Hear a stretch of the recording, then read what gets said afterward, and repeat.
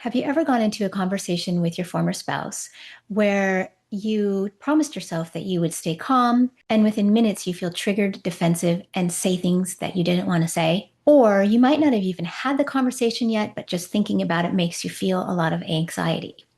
You're not alone, and you didn't do anything wrong.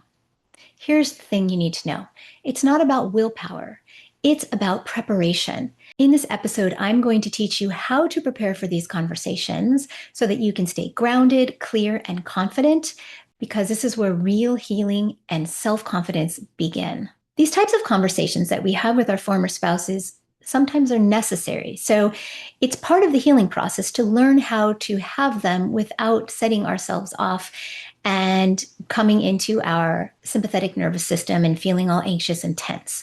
We cannot control the conversations, but we can prepare in a way that allows us to grasp a hold of them. And I'm even going to teach you some techniques for what to do if the conversation veers off track.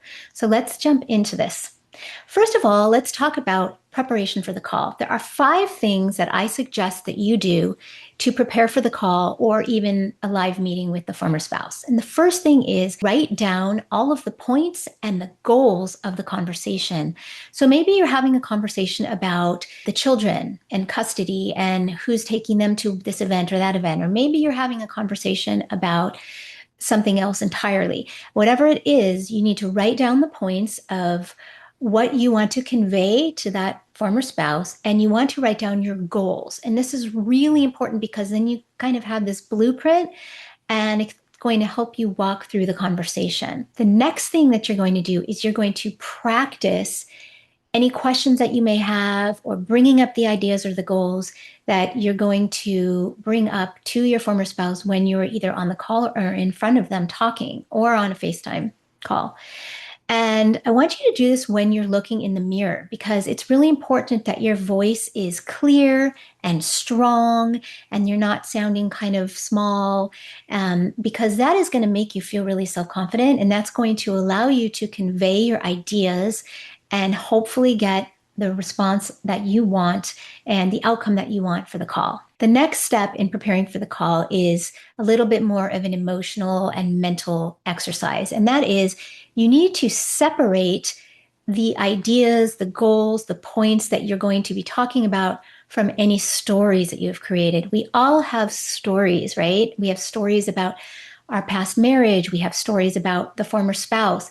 Maybe your story is that he never listened to you. You felt that he never listened to you. He never validated your ideas or what you said. If you have that story up here in your head, you are likely going to take that story into the conversation. So you need to really be clear on not living within those stories when you're getting on this call. And that is why you're preparing and you are separating those stories from what the goals are for the call and what you are planning on talking about. And you really want to keep it fixated on that, again, in a calm, clear voice. And that's going to help you to really reach your goals for the conversation. Next is that if you really want to schedule a time for this conversation, don't make it wishy-washy and have the other spouse or yourself even say, oh, let's plan to talk on Wednesday. No, you want to pick a time. Wednesday at 2 p.m. we're going to have a conversation, and you want to put it in your calendar. And then the day before, you want to text or email, however you communicate with the former spouse, a reminder that the meeting is tomorrow at 2 p.m. and I will call you or you will call me, however you arranged it. But it's really important, and this also helps you in your planning. And last is the preparation you're going to do right before the call. And you can take a half an hour to do this or an hour. I would recommend more time, the hour, because it really is a time for you to calm down your sympathetic nervous system so you can be in your parasympathetic nervous system, so that you are relaxed, you are focused, you already have practiced. But what I want you to do in this hour is first to practice one more time. And if you want to do 2, that's fine. But really, you don't want to overdo it, because you should be prepared by now. You should understand what your goals are. And you can obviously have them, bullet pointed or written out in front of you while you're talking. So if you need to look down at one of them, if you get interrupted or whatnot, you will be able to keep going and focus on your goals and the points that you want to bring up. So the first thing to do is to practice one more time in front of the mirror, and you can even close your eyes and practice in your head. Then, after you get that out of your system and you feel like, okay, I know what I'm going to say, I know what's going to happen, I want you to imagine the conversation and how it's going to go. So, pretend that the conversation already happened and you are at some point in the future and you're looking back and you're thinking, wow, I got right on that phone call and I said these three things. And maybe once I was interrupted, but I was able to get back on track. We'll talk about that in a minute. And this is the outcome that happened. And I'm really grateful for that. So I want you to imagine that the conversation already happened. You can do this with your eyes closed. You can really create that moment like it already happened. And then last, sit there quietly and take some really deep breaths. Now, breathing techniques are amazing because they help us to ground ourselves. They help us to calm ourselves. They help us to stay within our parasympathetic nervous system so that we can move forward calmly without feeling triggered and defensive and all those things that I mentioned earlier. Now, there's a great series here on the podcast. There are 2 episodes with Linda Vazine on breath work.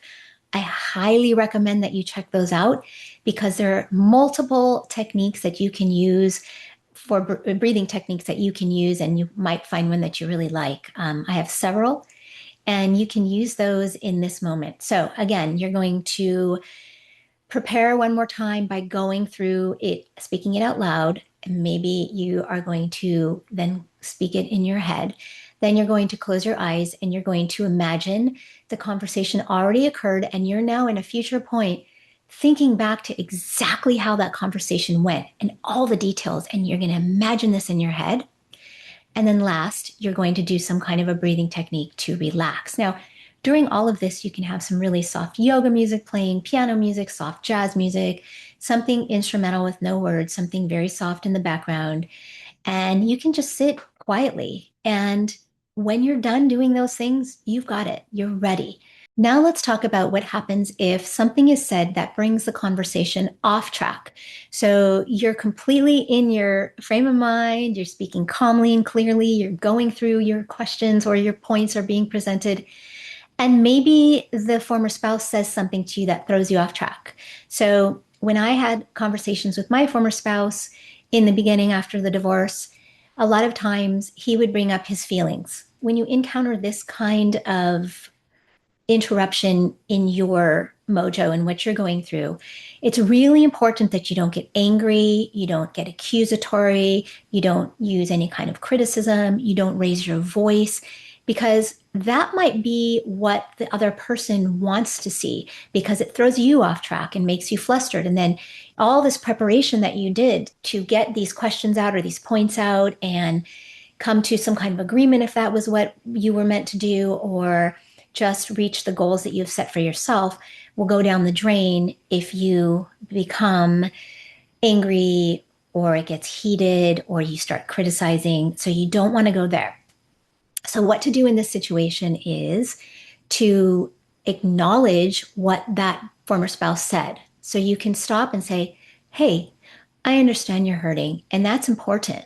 But right now, we need to get back to talking about this because this is also an important conversation and we need to move forward. The next thing you can do is remind them of the goal of the conversation, which you stated at the beginning. We're having this conversation in order to resolve this, or in order to come to an agreement on this, or in order to figure out who's going to be going to our children's recital or play or baseball game or whatever it is.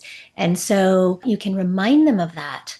The third way that you can bring a conversation back that's veered off topic is to ask a question. And you can ask a question related to the topic of what you have planned for this conversation. And that kind of pulls them back in. So you know your former spouse better than I. So you might want to role play a little bit in your head about any kind of questions that you think might possibly come up. And of course, you can't imagine every question, but that way you can at least think of a few things that will bring them back, or think about what you were in the middle of talking about and maybe ask a question about that to see if that brings them back into the conversation. So let's recap what the important things are to get through a conversation with your former spouse. The first one is to pause before reacting and breathe before speaking. It's really important to stay on track with this because your calm demeanor will hopefully help them to be pulled into the conversation and stay there and remain calm as well. Number two is to respond with clarity and really define your points, what you're thinking about it, and then give them a chance to respond as well. Number three is to try and stick to the issues or the points and goals that you have for that conversation and steer them back on track if they go off track. And number four is to use a neutral business-like tone and to avoid getting angry, triggered, or defensive. This is a great way for you to have a wonderful conversation. And even if the conversation goes off track, to hopefully bring it back in. And after the conversation, even if it doesn't go the way that you wanted, you will hopefully feel a sense of confidence because you prepared for it, you went in, you did everything right, and you may not have gotten the resolution you wanted, but you can go back and try again. And it's just like if you were in at work and you had a project and you had to present that project and you were getting a lot of objections. So treat it like that, but also know, again, like I said at the beginning, that you're not doing anything wrong and you are in the healing phase. And this is a great way to build the self-confidence and really take control of the emotions that you are feeling so that you can stay in a calm demeanor and hopefully accomplish your goals. If you are a woman healing from divorce and you learned something today in this podcast, I'm so happy. We do this every week, and this is a safe space for you to come and listen or watch to learn multiple ways to heal. I find wonderful guests and do solo podcasts myself to help you in that regard. So please, if you learned something today, subscribe, like, and comment. Share anything with me that you can, especially if you've been through one of these conversations. I'd love to hear if the preparation helped you and how it went. So thank you so much for joining me, and I look forward to the next show.